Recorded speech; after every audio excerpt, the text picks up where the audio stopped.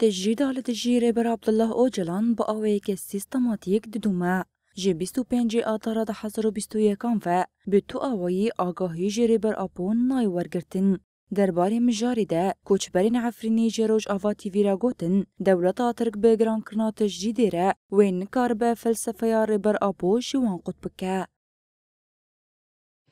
تجرید لسر جسد ریبر آپو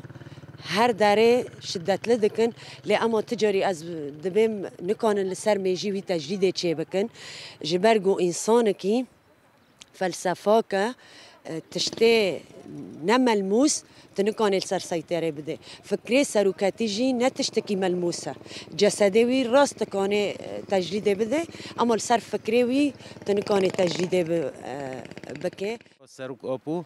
و هف فكرة يعني نها مثلا زنجهن عالم دجي خواندن ددن وقت دولت أوروبا يعني هف فكرة خب لسر بحس دكن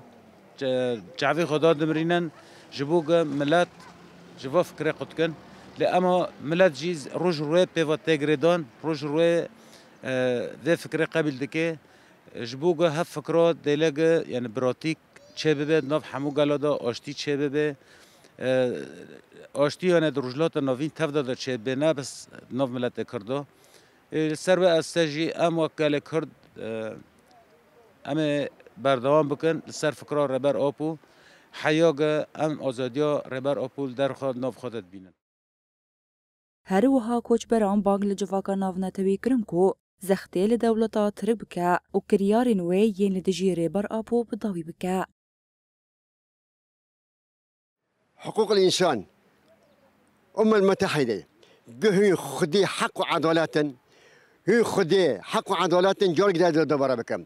واتشتي شارع سر بكن ملا عالم ببراشتي خدني حقنا حقوق الإنسان المتحدة بالتايبات دلوقتي نافنا توي از جارك بيديمه با حسار سر وكاتي شارع سر بكن ملا سلامات ببه ام باندكم سلامات آشتيرانه